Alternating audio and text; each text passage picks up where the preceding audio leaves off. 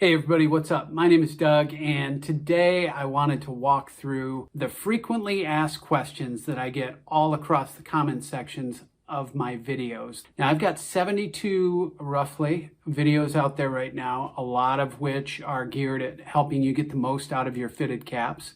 So I get a lot of questions about some of the techniques and methods that I share in those videos. Wanted to run through those today and see if I can answer some of those questions with one big video. I've got a lot of videos out there either shrinking or stretching, and a frequent question that I get on those videos is, will this work if I have this size and I'm trying to go to that size? So whether it's stretching or shrinking, that's the question that I get.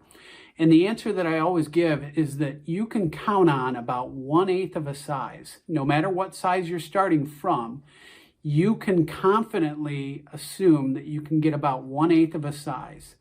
Anything beyond that, it gets a little dicey and you're going to start affecting the appearance of the cap, whether you're shrinking or stretching.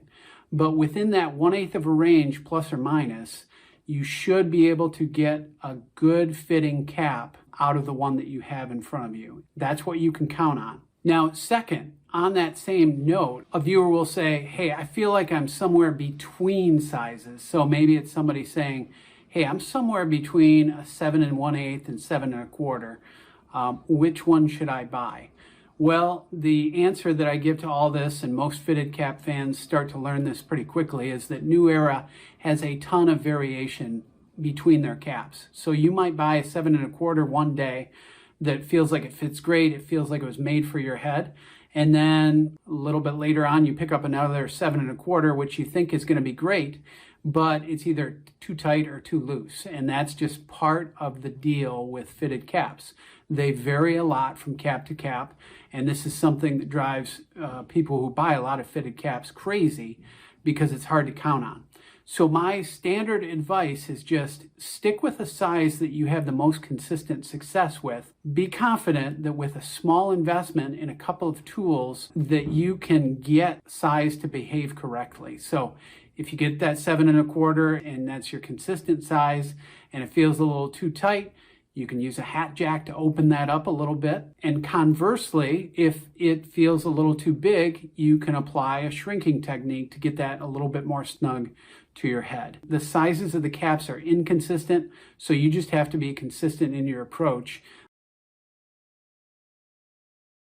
I'm often asked, if I am looking at a wool cap, should I go up by 1/8 of a size? Because I've heard that wool shrinks, it's hard to maintain the size. My guidance has been, no, just stick with your standard size. Again, be consistent about the sizes that you buy, because the wool that is used in these caps is pretty conformal to the ways that you can stretch and shrink the cap. I actually think that the wool used modern day, which is probably a little bit lower quality than it was, say, 15 years ago, but modern day 5950s with the wool that's in there from wherever it's coming from around the world seems to have pretty good shape memory, and I don't think it shrinks as much as maybe the historical reputation would have had it shrink. And I've also been able to manipulate it with the standard techniques that I share for stretching and shrinking.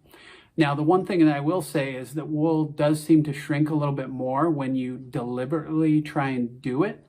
The wool will draw in a little bit more than the poly, which the poly was always meant to be shrink resistant.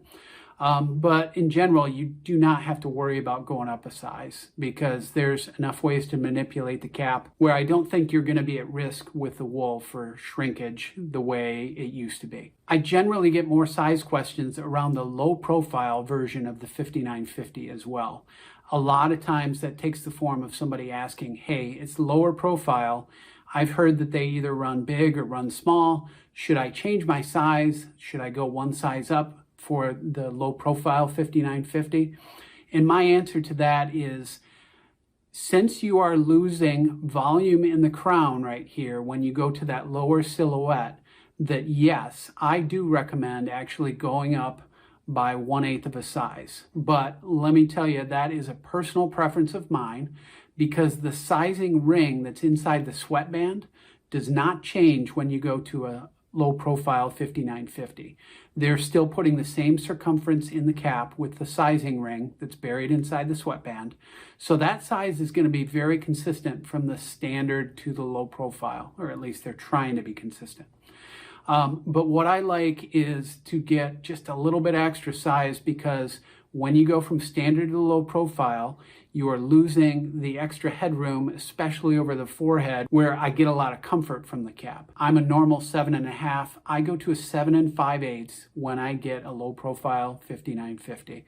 That's my recommendation, although technically they should be about the same size in the circumference around the sweatband. I get a lot of comments that somebody buys their normal size, so let's say they're a 7 3/8, and all of a sudden the latest one they got fits a little too tight or a little too loose. And again, that goes back to what I talked about a little bit earlier. New era caps are notorious for variation. Just remember that you have the power with some small investments, hat jack, teapot, or a garment steamer, something like that, spray bottle, and a hairdryer. You have the power to either stretch that cap or shrink that cap and get it more shaped to your head. I often use steam. That is the great tool that hat makers have been using for centuries. A lot of my techniques rely on that. Now, I've got a teapot that I use pretty consistently. That is my recommendation, but I often get questions of, hey, could I use this instead of a teapot? And I would say that there's a couple of important things to remember. So what you get when you use a teapot is you're getting not only the heat, but you're also getting the moisture. The heat helps with things like the visor material, the substrate, and the buckram, which gives the 5950 its structure.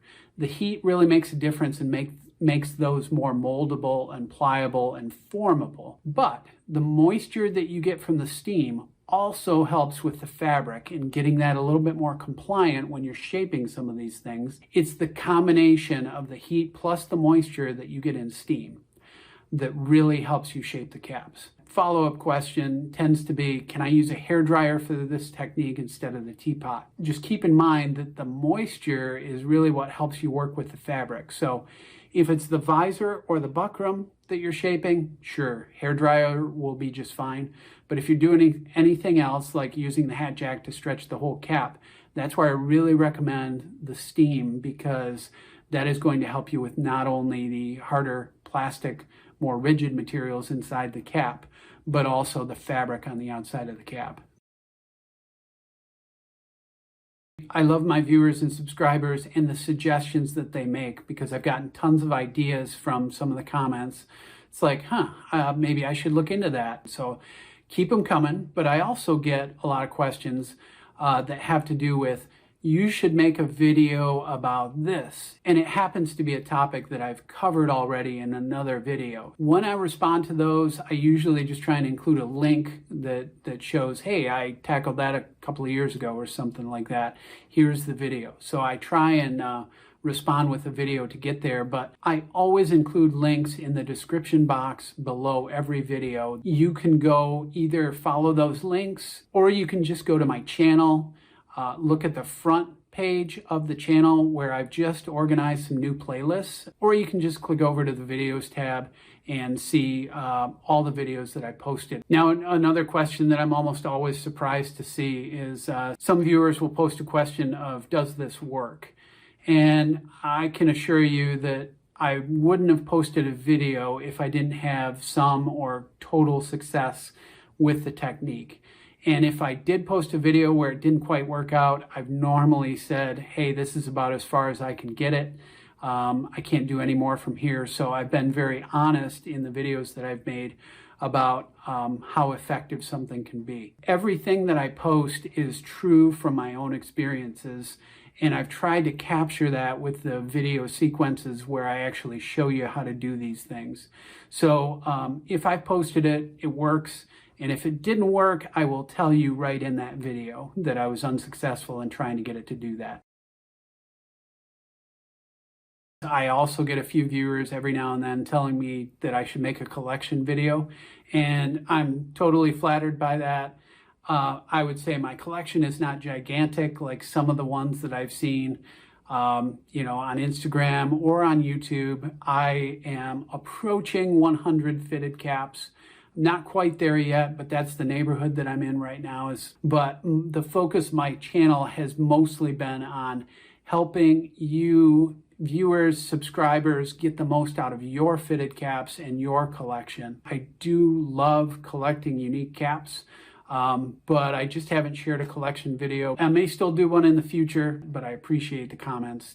So really, that's the whole gamut of what I wanted to cover today. Those are the most frequent questions that I get on my channel. And again, I really appreciate the comments from viewers and subscribers because it always pushes me a little bit, sometimes gives me the idea for the next topic of the video. But I also want to respond and let you know that I think I've got some information out there that can help you. So check it out here or there, and links to different videos. So anyways, as always, thank you for watching, and we'll see you next time.